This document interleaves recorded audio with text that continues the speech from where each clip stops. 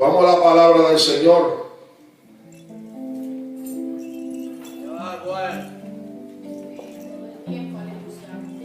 Busquemos nuestra Biblia. ¿Cuántos están contentos? Los niños pueden ir saliendo, los juveniles. Con la hermana Jesús.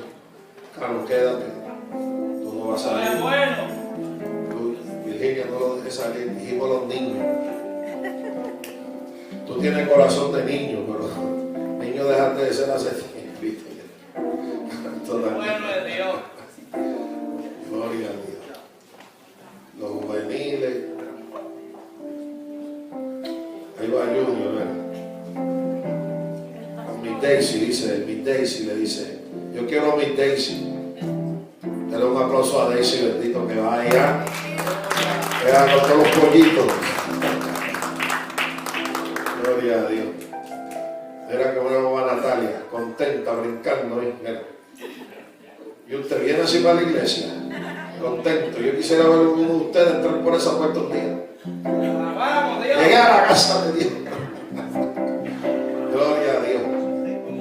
Ahí va Yenedi con su cartera, mire eso. No, ella es lo último de la avenida. Adiós. Te bendiga, mi amor. Ese es el futuro, hermano. Eso es el futuro. Esos son los futuros predicadores, misioneras, profetas, pastoras, pastores. ¿Cuánto dan gloria en nombre de Jesús? Eso es bien importante aquí. Eso. A mí eso me compunge, hermano. Yo amo a los niños. Yo amo a los niños. Pero vamos a la palabra del Señor. Estamos de pie, por favor, en reverencia a la palabra. En 2 Corintios buscamos la segunda epístola de Pablo a los Corintios. Y vamos a buscar el capítulo 11, perdón. Capítulo 11, segunda carta de Pablo a los Corintios. Capítulo 11. Y vamos a leer los primeros 3 versos.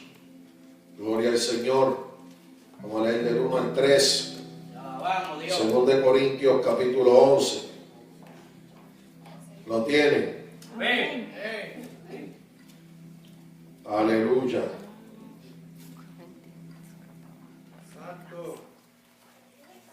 Dice la palabra del Señor en el nombre del Padre, del Hijo y del Espíritu Santo. Amén. Ojalá me toleraseis un poco de locura. Sí, toleradme. 2 Corintios capítulo 11, verso 1. Estoy leyendo. Ojalá me tolerases un poco de locura. Sí, toleradme. Porque os celo con celo de Dios, pues os he desposado como un solo esposo, para presentarlos como una virgen pura a Cristo. Pero temo que como la serpiente con su astucia engañó a Eva, vuestros sentidos sean de alguna manera extraviados de la sincera fidelidad a Cristo. Que de alguna manera sean extraviados de la sincera fidelidad a Cristo. Señor, te ruego que te glorifiques a través de tu palabra y por tu espíritu en nuestro corazón. Y en este día, Señor, tu unción y tu gracia, una vez más me permita predicar tu palabra con denuedo, con unción, con claridad. Señor, y que esta palabra sabemos que no tornará atrás vacía. Es útil para cambiar, para redarguir, para sanar, para quebrantar, para edificar. Por Cristo Jesús, Señor, te damos la gloria. Amén. Siéntese en la paz de Dios. El apóstol Pablo es el autor de esta epístola. Se escribió más o menos un año después de la primera epístola a los Corintios. Y el apóstol Pablo en esta epístola exalta un tema. Y la razón por la cual lo escribe es porque los corintios habían sido seducidos, estaban siendo seducidos, envenenados confundidos acerca del ministerio apostólico de Pablo. Los Corintios, que fue una iglesia que Pablo fundó, que él fue su pastor, lo hizo bajo comisión apostólica, comenzaron a dudar del ministerio de Pablo y comenzaron a ver a Pablo que no era sincero. Y el apóstol Pablo escribe esta epístola y presenta defensa de su apostolado y de su ministerio. No le costó otra que hacerlo, y el Espíritu Santo lo inspiró a escribir. Y cualquiera dirá, ¿y cómo es que si el Espíritu lo inspira, él escribe en defensa de su ministerio? Porque estas cosas ocurren. Aún el mismo Jesucristo, en cierta ocasión y en varias ocasiones, tuvo que hacer énfasis y defensa de quién él era. Porque el rechazo del hombre, la apatía del hombre, la duda y la incredulidad del hombre ponía en tela de juicio y en duda quién él era. Y si esto se ve desde un punto de vista espiritual, no se ve desde una manera como que Pablo o el Señor mucho menos fue arrogante o fue pedante al tener que decir quiénes ellos eran. Ellos lo hacían por amor, lo hicieron con amor, lo hicieron porque la incredulidad confunde, lo hicieron porque los que estaban en duda era gente que antes no dudaba, que ahora estaban dudando, no porque se le hubiera dado mal testimonio, sino porque estaban corrompiéndose, estaban escuchando voces que no debieron escuchar, estaban mezclándose con personas que no se debían mezclar. Y el apóstol Pablo aquí en el capítulo 11 le dice ahí, yo les voy a pedir que me toleren un poco de locura. Él le dijo, tolérenme por un momento, porque él le iba a decir algo muy importante y muy profundo.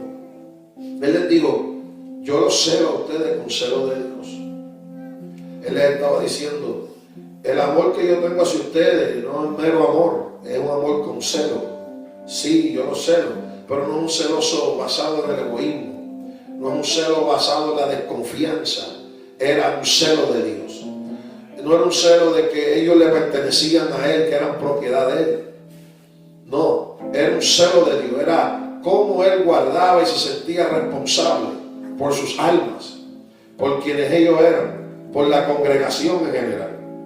Y el apóstol Pablo le dice, porque yo los he desposado como un esposo, para presentarlos como una virgen pura a Cristo.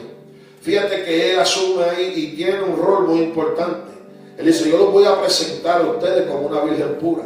Él está hablando de responsabilidad.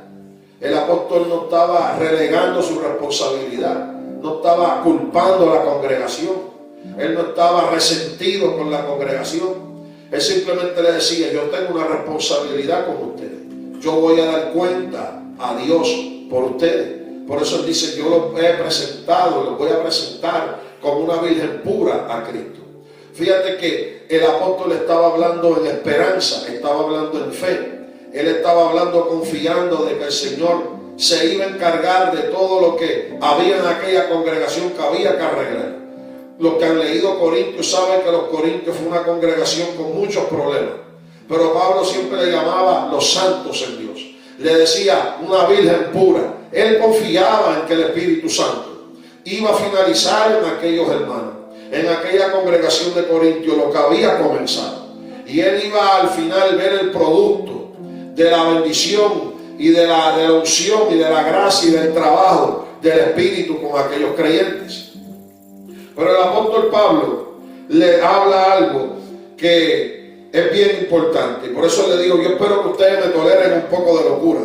Dijo, tolérenme, le dijo en el verso 1 del capítulo 11. Y el apóstol presenta una preocupación que tiene. Fíjate que el apóstol habla de que tenía un temor. Él dijo, temo que como la serpiente con su astucia engañó a Eva, vuestros sentidos, los 5 sentidos, sean extraviados de la sincera fidelidad a Cristo. Él estaba hablando a la iglesia y decía, yo tengo una preocupación, yo tengo un temor de que de la manera como el enemigo engañó a Eva, que la distrajo, la desenfocó, le desorientó su oído, su vista, su gusto, su olfato, su tacto, ustedes se han extraviado de la sincera fidelidad a Cristo. Y cuando miro la palabra sincera es bien interesante, porque mucha gente define sinceridad y cada cual podríamos tener una definición muy personal de lo que es sinceridad. Pero para nosotros poder entender el verso y ver con el corazón que Pablo hablaba, es importante indagar y buscar la raíz de esta palabra sinceridad. ¿En qué estaba pensando Pablo cuando escribe la palabra sinceridad? Corinto era una ciudad comercial. Era una ciudad donde allí llegaba cuanta cosa había, porque para poder cruzar de un mar a otro mar en esa área mediterránea, Corinto era como un puente. Y allí llegaba de la India, llegaban de Arabia, llegaban de Asia Menor, llegaban de Grecia, llegaban de Roma. Estaban los locales Corinto, estaban los de todas esas islas mediterráneas y llegaban a Corinto. Y Corinto se hizo una gran metrópoli. Corinto era grande en riqueza porque había mucho comercio, pero Corinto era grande en malas doctrinas, era grande en mucha herejía, era grande en muchas cosas. En Corinto se fundaron universidades, los grandes genios contemporáneos de Pablo, Platón, Aristóteles. Ellos tenían sedes en Corinto. Allí enseñaban y había grandes filósofos, pensadores de aquel tiempo. Había también mucho culto idolátrico. Corintio era un desastre. Corintio era, en aquellos entonces hablaron a Sodoma y Gomorra, que hablaba en el Antiguo Testamento. Y en Corinto había mucho mercadeo. Y una de las cosas bien importantes que hacían allí, o bien malas que hacían los comerciantes, es que vendían muchas figurillas. Y estas figurillas, por el tiempo, por el uso, que sabe que eran en barro, era lo que abundaba en aquel entonces. A estas figuritas se le desprendían las orejas, la nariz, las manos, porque ellos lo vendían. Gente adoraba figuras, ídolos, y las compraban y las vendían. Pero que estos comerciantes hacían algo: cuando se le partía una oreja a la figurita, una nariz, o un dedito, una mano, ellos las pegaban para poderlas vender. Y ellos las pegaban con cera. Ellos tomaban una cera especial y la pegaban. Y la pulían. Y la vendían como nueva, pero estaba rota. Estaba reparada.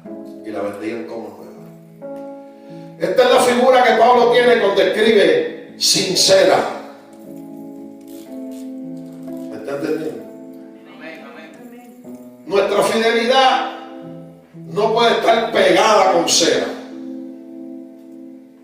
Nuestra fidelidad, cuando se rompe por la infidelidad, tiene que ser restaurada sinceramente.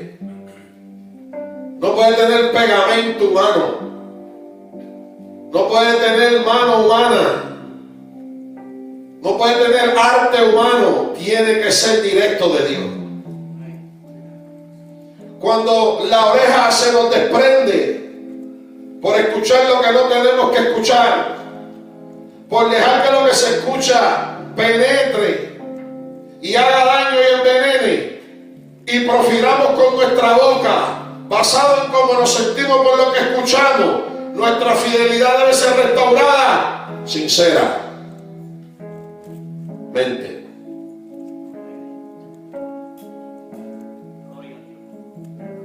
Cuando nuestras manos tocan lo que no tienen que tocar y nuestra fidelidad hacia Dios es puesta en tela de juicio y somos infieles, la fidelidad debe ser restaurada sinceramente.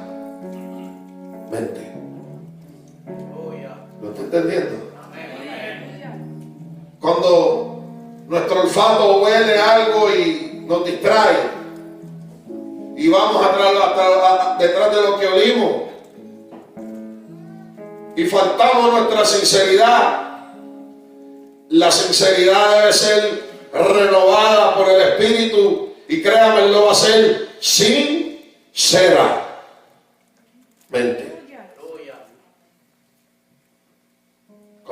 los ojos ven lo que no tienen que ver.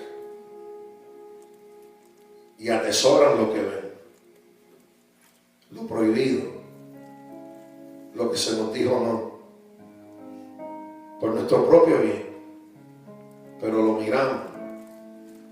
Y rompemos nuestra sinceridad, nuestra fidelidad. Esa fidelidad debe ser entonces renovada y va a ser renovada por Dios sin cera. No hay cera, no hay pegamento.